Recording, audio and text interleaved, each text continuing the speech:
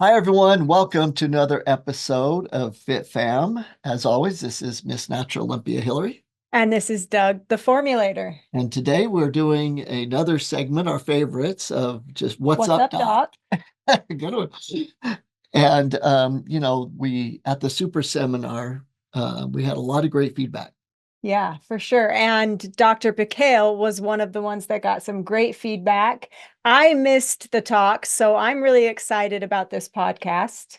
Yeah, it's going to be really exciting because a lot of people gave feedback that they didn't really understand this subject of one of the big macronutrients, and that actually they had huge misunderstandings about it until your talk. And so, welcome, Dr. Pickel. All right. Well, pleasure to be here. Thanks for having me. Well, give us a little bit of your background. Yeah. So, I'm a chiropractor, and basically, I had practiced chiropractic for quite some time. And then, just basic more sports injuries, back pain, things like that. And then 2006, my wife had woke up one day, and she was completely jaundiced from head to toe. And we are like, what's going on? So we went to the emergency room, and again, I knew what some of this was, but I was just practicing musculoskeletal stuff. I really didn't know a lot. We went in, they told her liver was failing, and they didn't know why at the time, and it was just not a good thing. And so, but the only information they said was you need to eat right and exercise. And so, yeah, it's like, what is that? And so, so we went to some other appointments, and then finally they said, oh, she's got an autoimmune issue. Her immune system's attacking her liver. We can put her on the transplant list, and hopefully it comes around to that time fast enough. And of course, that doesn't even come with good things too. You get on these anti-rejection drugs and all the other things. It's not a good thing.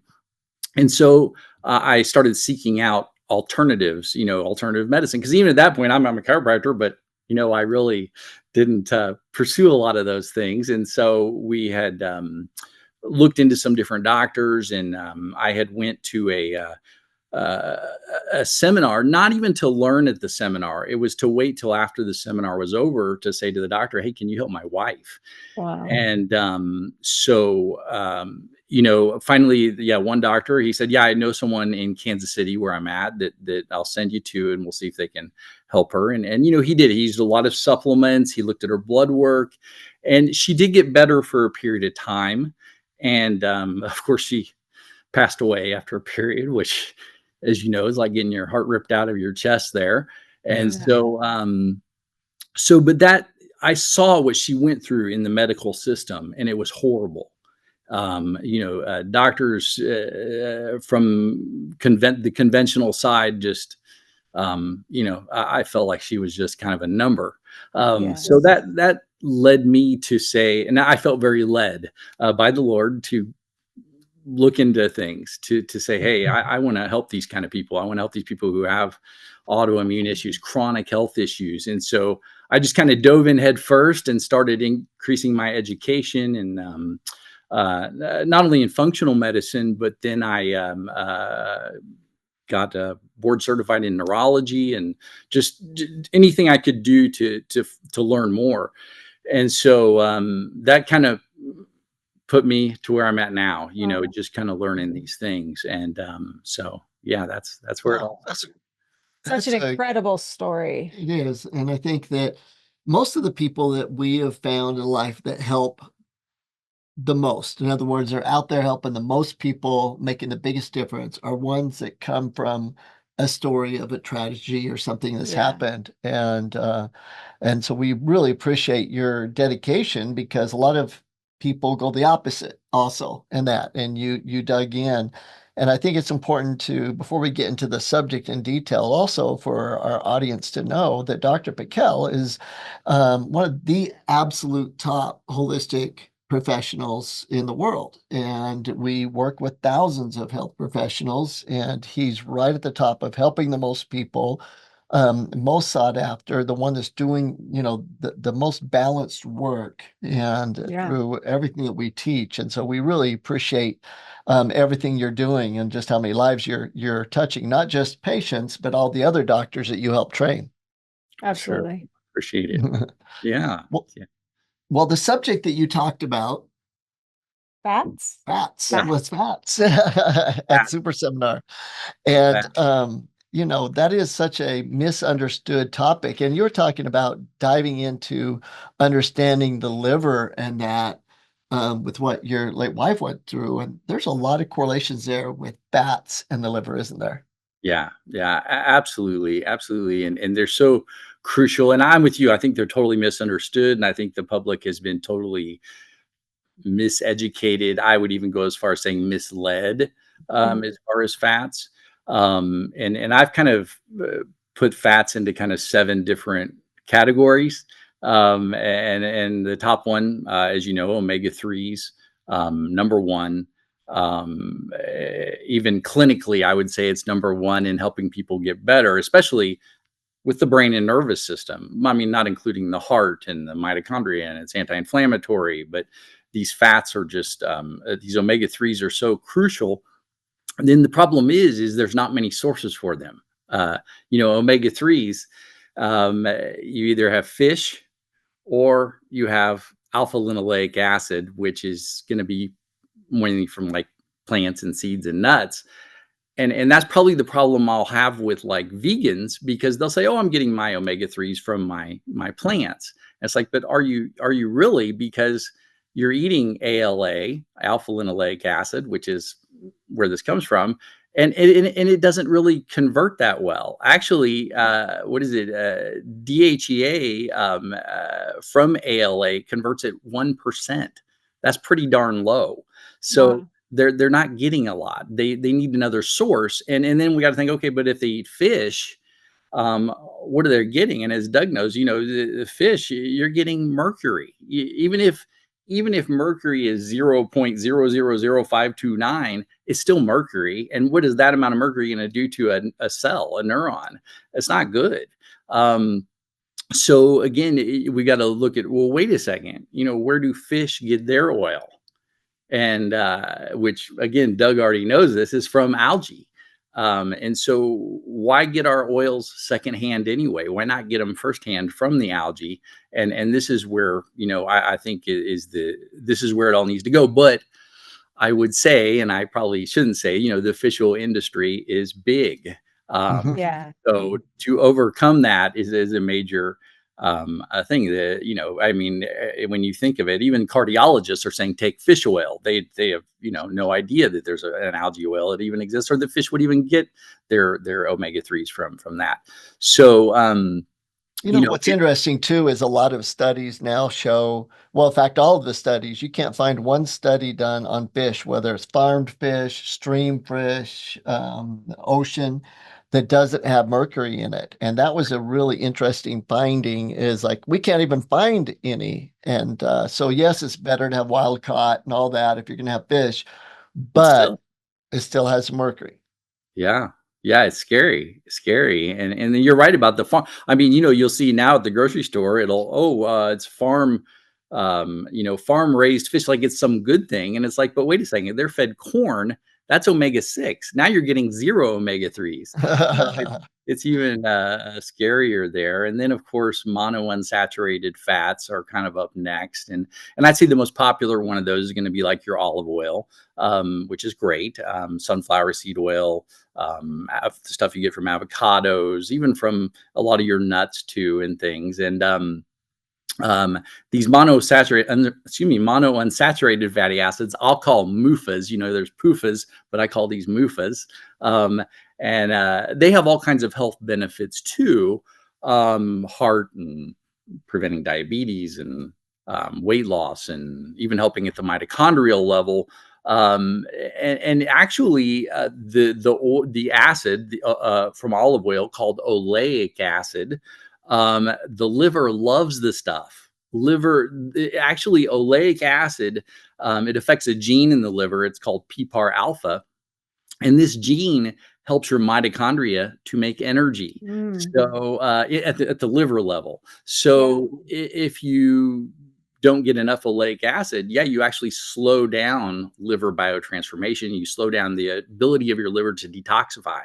So pretty important that you get this stuff in. There's a problem though with olive oil, which most people don't realize, is that if they cook with it, and I think the smoke point's like 310 degrees. So if you get above that, you just turned your olive oil into a trans fat, which is not good. So Right. this is a total problem.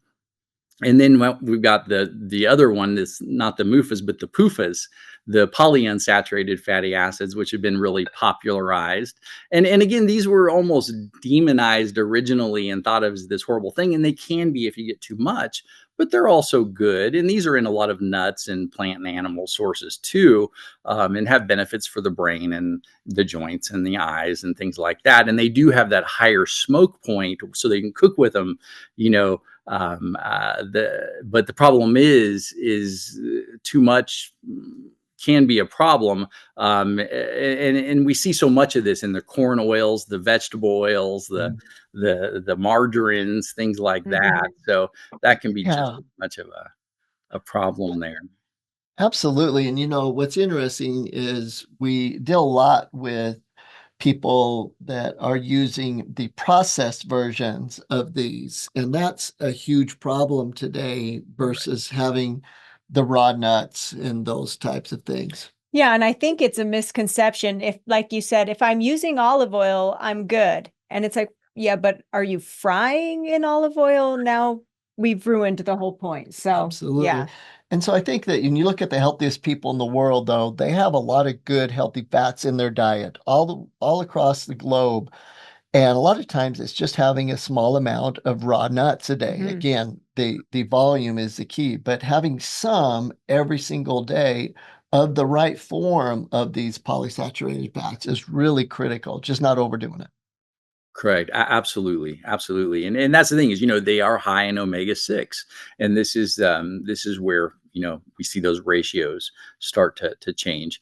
And, and then of course you eat enough PUFAs. Yeah, you can increase your body weight. You can affect your immune system negatively. And then next we have our saturated fatty acids. And these were made really popular by this.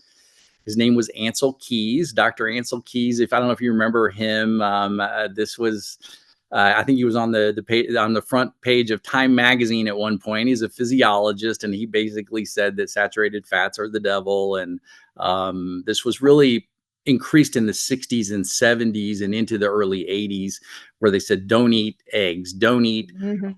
meat, don't eat this and that. These saturated fatty acids are just horrible for you.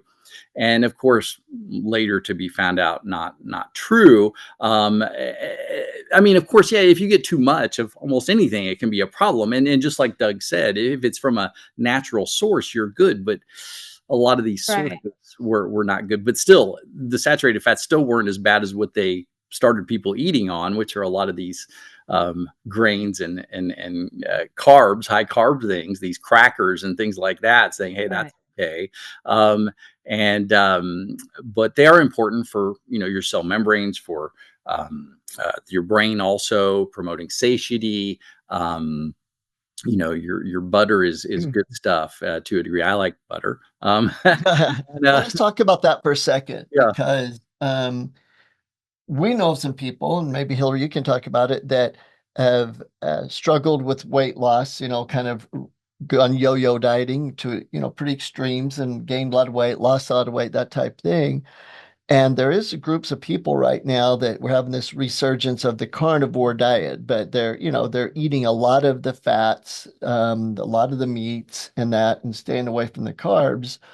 And we're seeing a lot of that where people are saying that by itself is a way to go. Yeah, and I think the thing with that is that a lot of these people are now getting out of processed food. So they're having this great, results that they're not used to, and they're attributing it to just the high fat, high protein, when in reality, too, you've eliminated all, like you said, all the nasty crackers and chips and all the things that we look at as snack foods that are completely processed and damage our health even more. Yeah, and I think that it goes to show that the things you're talking about right now, that saturated fats in the right form can be good. The raw milks, the different things that, there's pretty good history on with a lot of professionals that we are familiar with.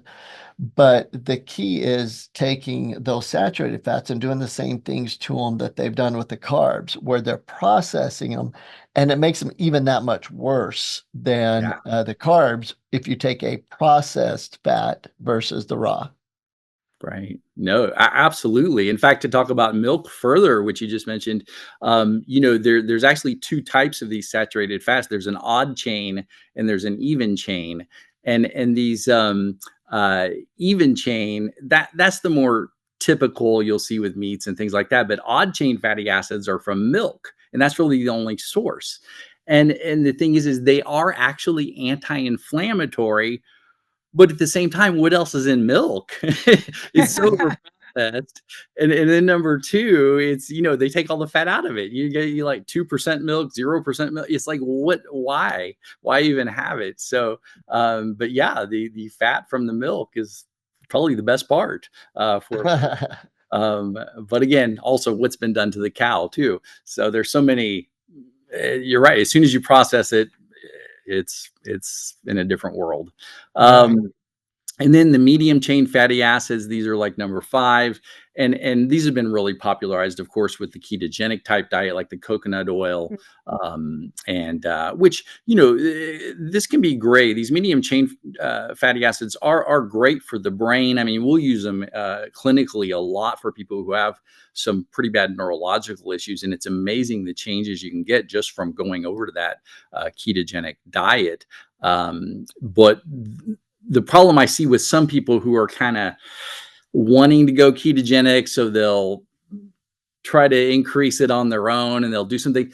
The liver, actually, medium chain fatty acids, they don't go through the same pathway as other fatty acids. They go straight to the liver.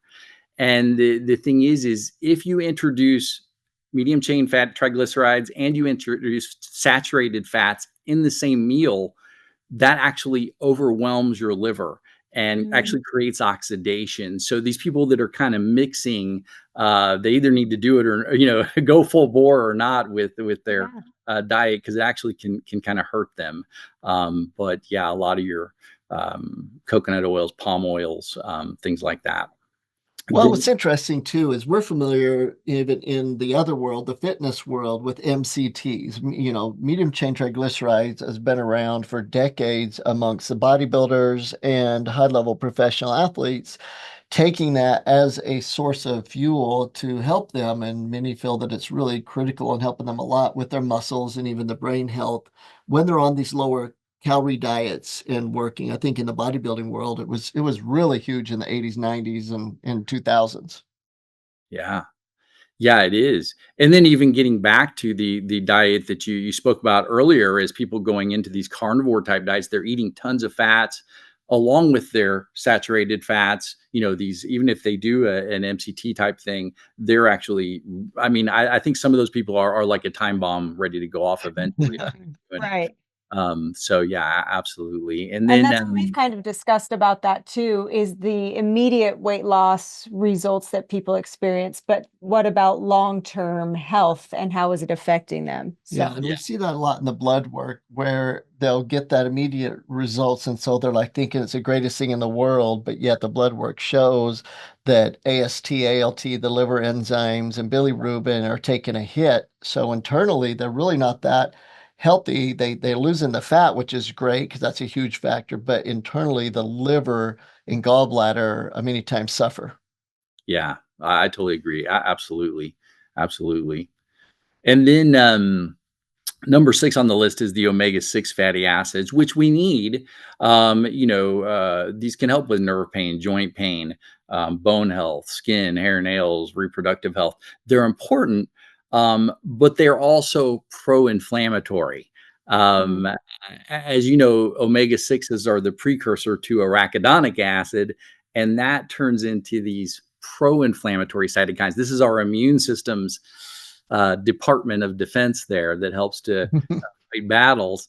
And again, we need inflammation. We have to have it. So we need it. We need omega-6s, but we don't need chronic inflammation. I guess that's the best way to put that. So they do have their purpose. And really the problem is they've kind of taken over, because what do people get now? You know, the ratio that we need of omega-3 to omega-6, we need a 1-to-1. Now, what are we getting in America? 25-to-1 omega-6 to omega-3. That's a little pro-inflammatory, to say the least. So it is kind of a messed up deal there. And then we've got the let me mention something right there, if you don't mind. So, you know, if you take a look at a fat, as far as from the chemistry standpoint, you have hydrogens all the way across. That's a saturated fat. But if the hydrogen is missing on the third over, it's an omega-3. The sixth over, it's an omega-6. Now, what does that mean to the general public? It just means, it comes back to what you say, is that there has to be a balance between the two. And when you have something in the body that has this hydrogen missing in the third part and the sixth part, you need even amounts of those in order for them to work properly in the body. And if you overwhelm one with the other, that's where you get a lot more of the inflammatory condition. So it all comes back to the basic chemistry and the synergism in the body of the different forms of fats and why it's critical. And I think it's really important. I think, you know, we demonize omega-6. Yeah. And they are good. We just eat too many of them compared to omega-3s. And I think that's a better understanding, is we need to have more balance. Yeah. Absolutely. No, that's the best. That's a great way to put it. Exactly. Yeah. And then of course we got our trans fats, which, you know, these are the main evil of the world. Dr. Pickel, you're going to take away my pizza. No. Yes, absolutely. I know it. It's sad that you know, the things that are so yummy sometimes just turn out to be the worst. And as far as I was looking at history on a lot of this, and they showed these old ads for Crisco and things like that. But I think it said in 1920, almost all baked goods were basically trans fatted, I call them. It's interesting because trans fats, human enzymes cannot break these down. Bacteria don't like them or cannot eat them, so they can just sit there forever. I remember a long time ago at a seminar, it wasn't too long ago, Doug would bring a, what was it, a quarter pounder or a Big Mac that was still in the box he bought like from, I don't know how long ago, and it would never go back. Yeah. It was still, I mean, there were some things that didn't look too good on it, but it was just still hanging out there. I mean, that's the same thing with Twinkies. They, you know, it's never going to break down. There is nothing that will break it down in the human body. Or so what does it do? It just sets in your liver, creates fatty liver, sets in artery. You know, this is like consuming poison. It's really pretty sad. But to look at kind of today's list of the things that people eat, frozen food, you know, packaged foods. I mean, these are all, you know, there's trans fats in these things. So it is just bad news there. So yeah, I love the concept of spreading the word that it's poison. Your body doesn't break it down, just like it's not breaking down, you know, the Big Mac. It's doing the same thing inside the body. And how often are people mowing on Big Macs and Twinkies and all the processed food like that? It's such a great concept to think about it that way. It is. And the thing is that we are, for the first time in decades, you know, we're actually dying sooner. And that technology only went so far to keep us alive longer and fool people saying, oh yeah, we're increasing our lifespan, but it's because technology is keeping us alive. But even with all the technology in the world now, our lifespan is declining based on all the latest statistics. And what's happening is that our cells are becoming overran with one of the things being trans fats, the other being the plastics, the phthalates, and all those. But it's a combination of all these things. And trans fats, you're right, was the first, even before it got crazy with the phthalates and the plastics.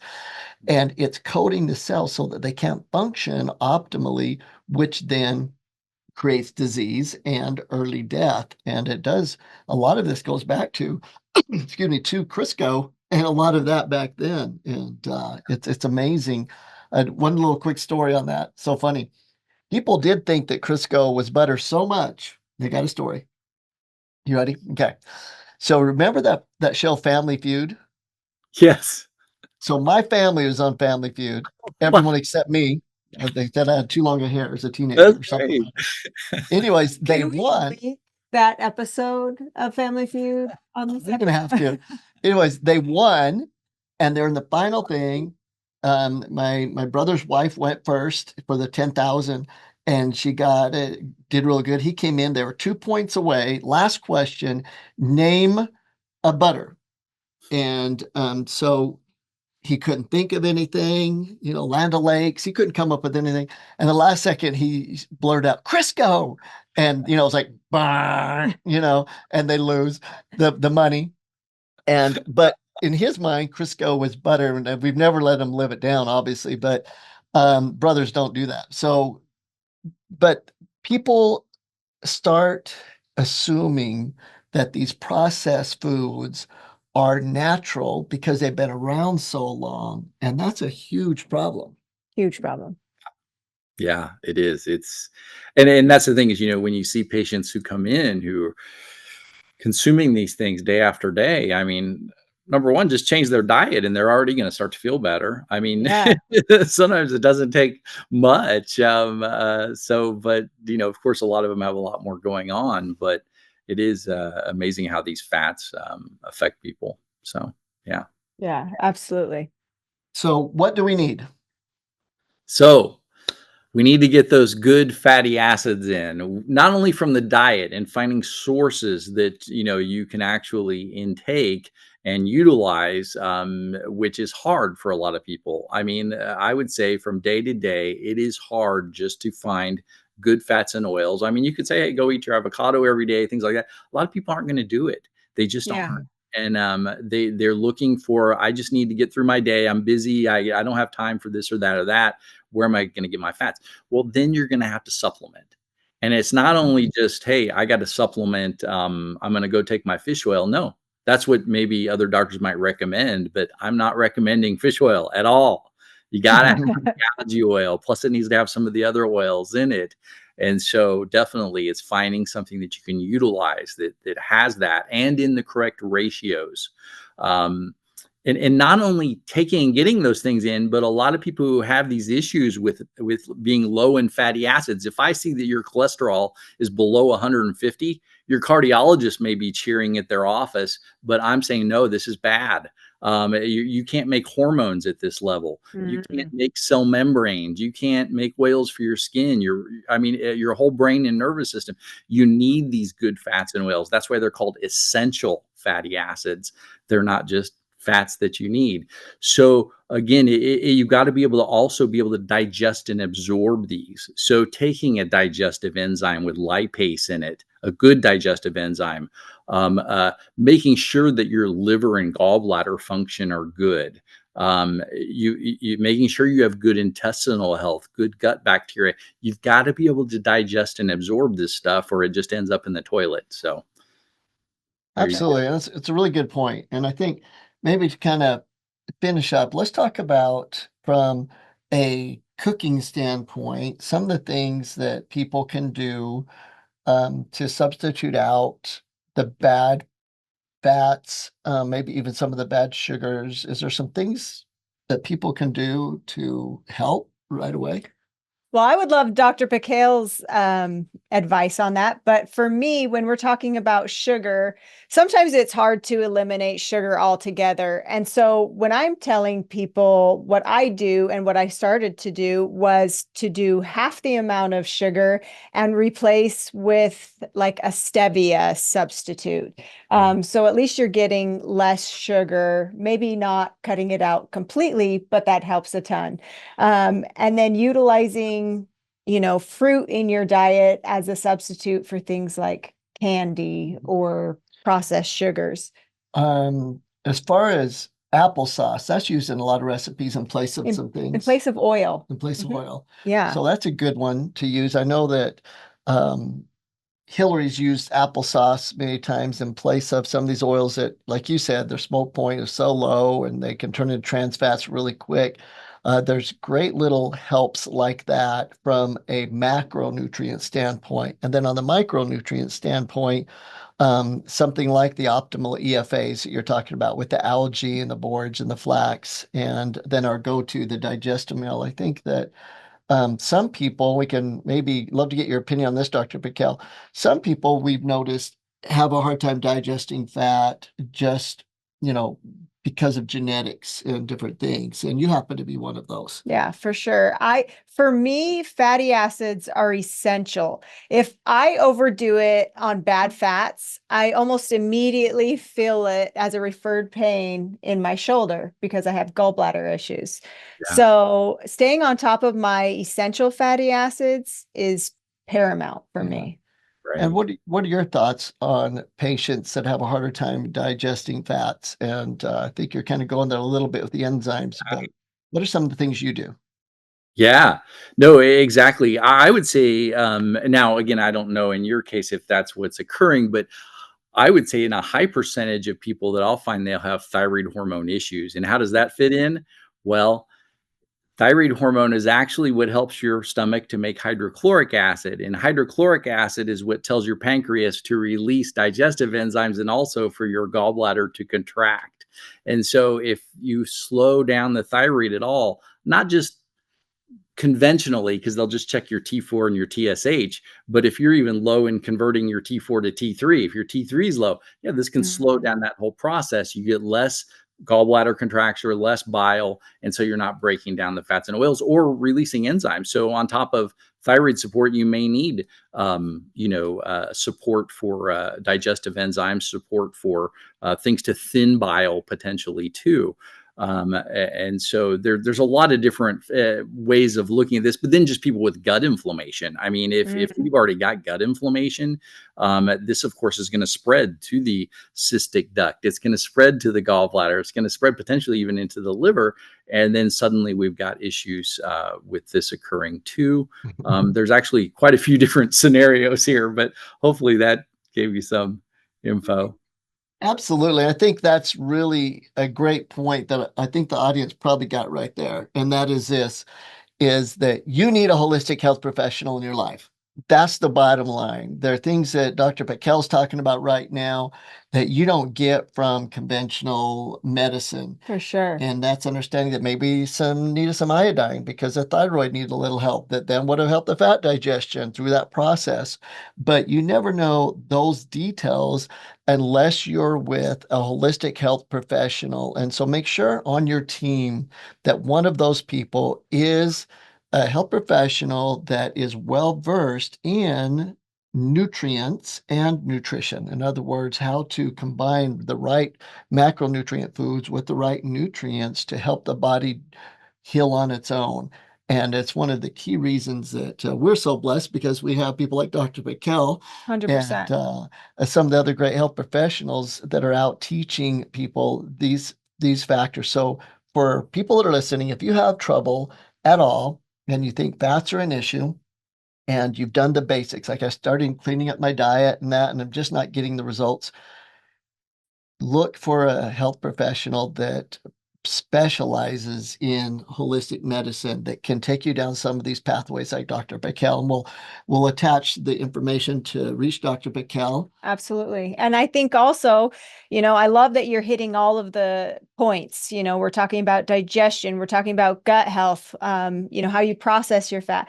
But I think that all boils down to how important blood work is. We go back to that constantly. So not only is your health professional imperative in your life, but a health professional that understands blood work at a nutritional level. Yeah. Absolutely. And we're really big on that. Me and Dr. Pickel and a lot of others. And I think that that's really the key is the blood work panel is a great resource to then allow a trained professional to say, okay, that's good information, but let's go here now. Right. And it kind of gives you that direction, right? Absolutely. Absolutely. Yeah. You've got to have the puzzle pieces to solve the puzzle. So yeah. Well, thanks so much for being with us. And again, Dr. Pell's going to actually give this talk that he gave at Super Seminar. I guess you're going to do it in video form so we can attach it to this. Yes. Yeah, Perfect. That's awesome. So look forward to seeing that. And thank you so much, Dr. Pickel, for everything you're doing and the work that you've gone about. That paradigm shift you had with that, tragedy in your life and taking that and now helping thousands of people. That's just so awesome. Yeah. Yeah. Well, thank you. Well, thanks for having me. I've really enjoyed it. All right. Well, thank you. I learned a ton, and I'm sure everybody out there learned a ton. This is Doug, the Formulator. And Hilary, Miss Natural Olympia. Take care. We'll see you soon. Keep God showing. bless. Bye-bye.